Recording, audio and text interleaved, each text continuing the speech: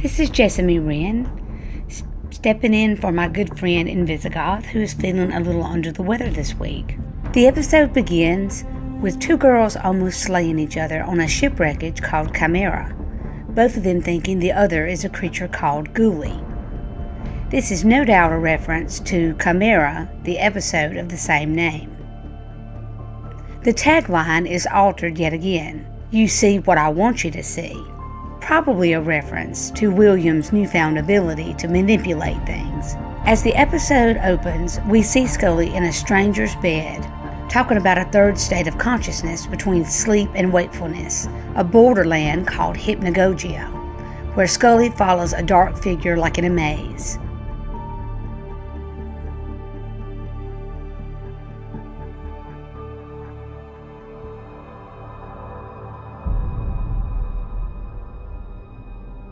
The next morning in the office, she tells Mulder about it.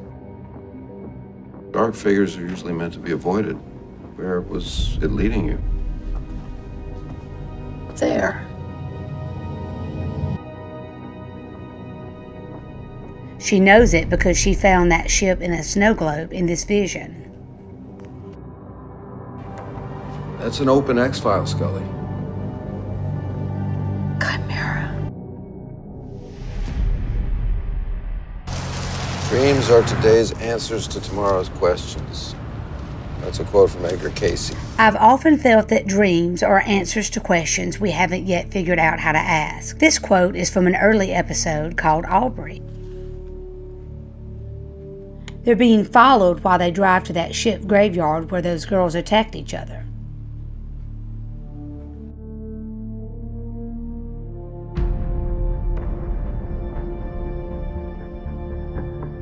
But either way, this meeting was certainly not a coincidence. A stranger is watching them from the riverbank. Mulder is bored by the Ghouli website because it really exists. Yawn. He talks about Frankenstein, that he was scared of the fire, because he's talking about himself here. Bob, double shot cappuccino, extra foam. Just thank you. No worries, buddy. He calls himself Bob in the coffee shop. I think we all know where this comes from.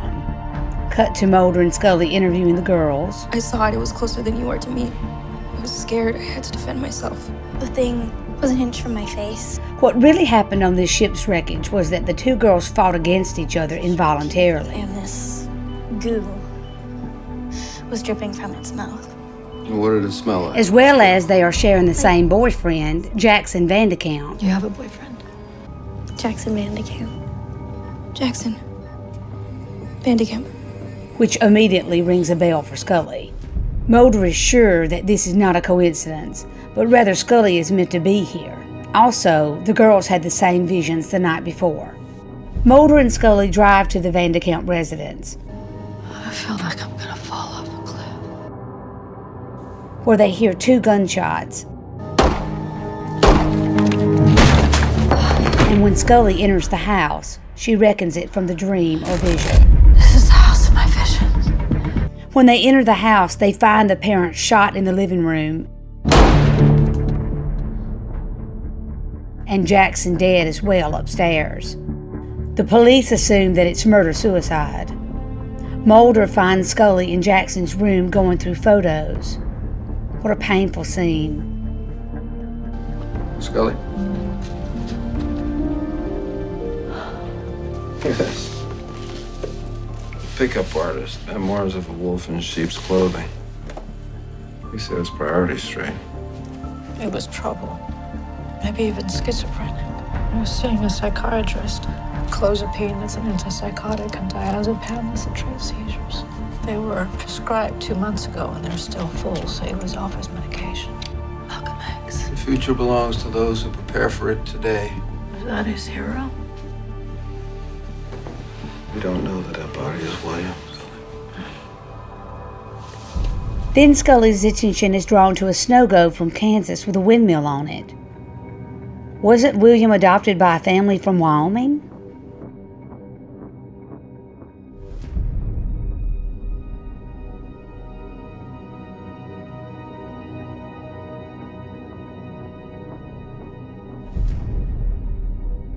I do not think it's unimportant that the illuminated letters, which form the word who, gleam now.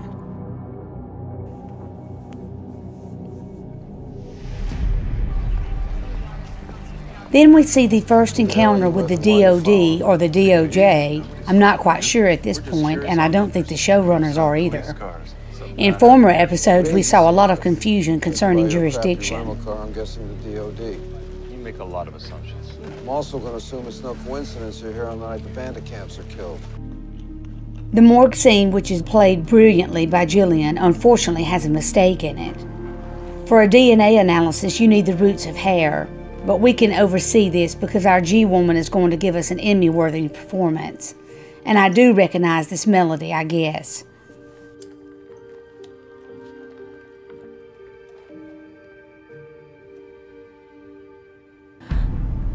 I don't know if you are who I think you might be. But if you are, William, this is what I'd say. I'm sorry. I'm so sorry that I didn't get a chance to know you. Or you get a chance to know me or your father.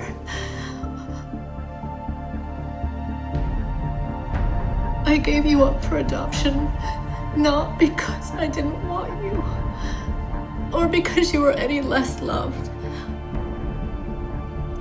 I was trying to keep you safe. I hope you know that. And maybe I should have had the courage to stand by you. But I thought I was being strong because it was the hardest thing I've ever done.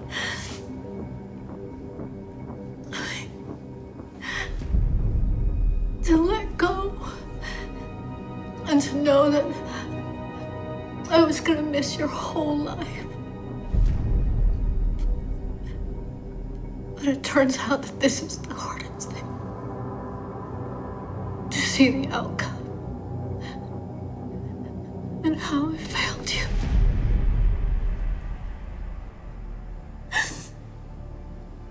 I need you to know that I never forgot you. And I felt,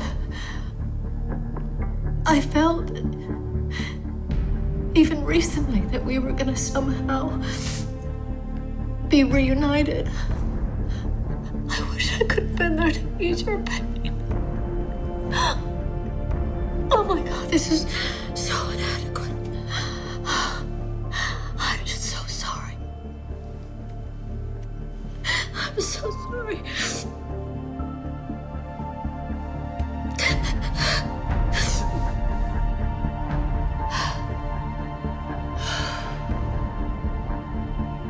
You've been there the whole time. No, but I heard enough. You have nothing to apologize for.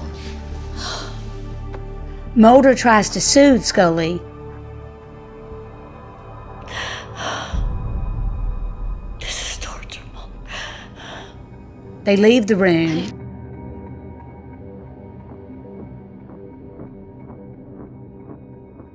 And then the boy gets up.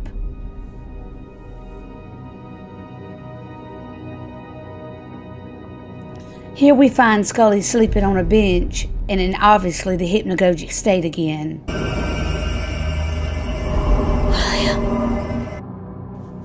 When she touches the snow globe and sees a dark figure that could be William, and here's the question if he sent her a message or if she sent him one.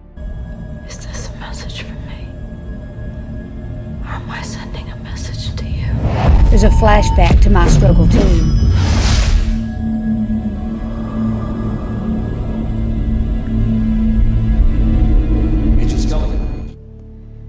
Then the coroner wakes her up by asking her where she put the body.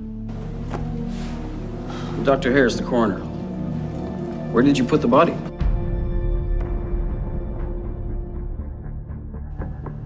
When Scully sees it with her own eyes that William's body is gone and the DNA comparison comes back positive, she gets her hopes up, but Mulder tries to talk her out of it. It's not good news. I know. It's William.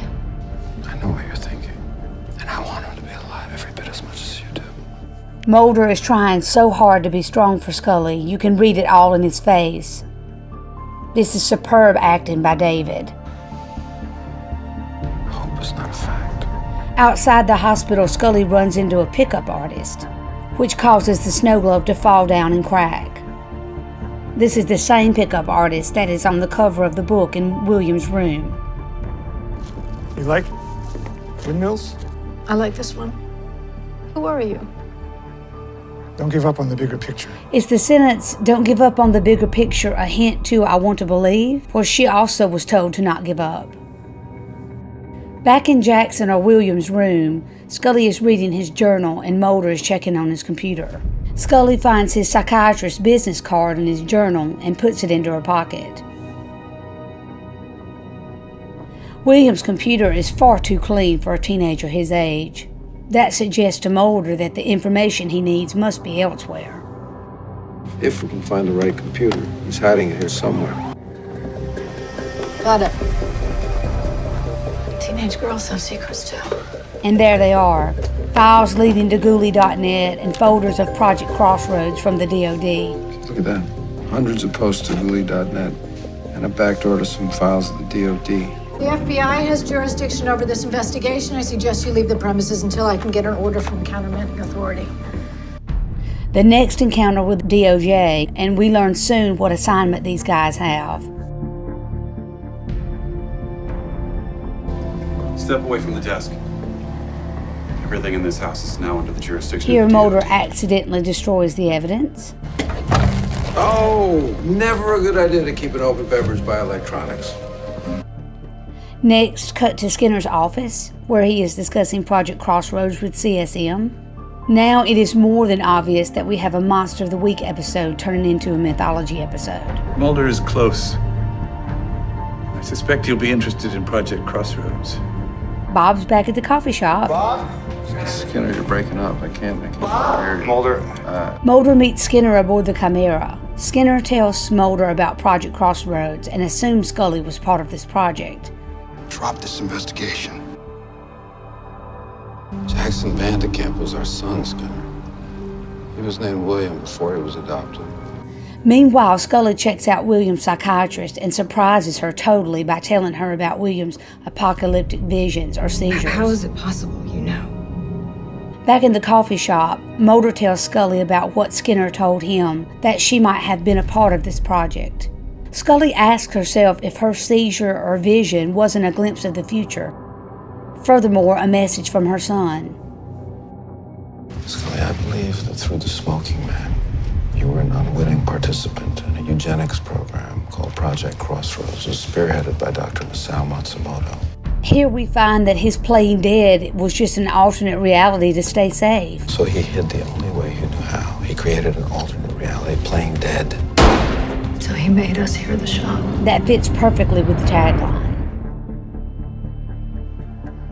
The same goes for him saying goodbye to his girlfriends. He projected Ghouli into their minds. You attacked each other. You saw what I projected into your head.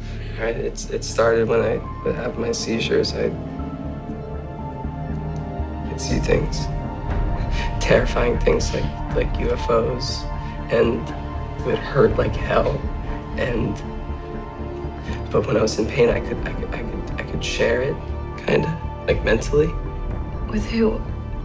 This woman, I don't know, she's maybe my birth mother. The DOD is back and hunts him throughout the hospital. William is able to escape. He even skips the chance to talk to Mulder and Jackson, Scully. we just want to talk to you. Make sure you're okay. On their way back, Scully notices the windmill from the snow globe. They stop, and while fueling up, she sees the pickup artist again. You seem like a nice person. I wish I could know you better. If you don't stand for something, you'll fall for anything. When she tells Mulder about It's it, a Malcolm X quote, Scully. he reckons the Malcolm X quote, and they realize who it was. I need to see your surveillance video now. That's what gives us that beautiful scene. Playing back that surveillance footage is unforgettable. This has been Jessahme Wren, stepping in for InvisiGoth. Her words, my voice. Thank you very much.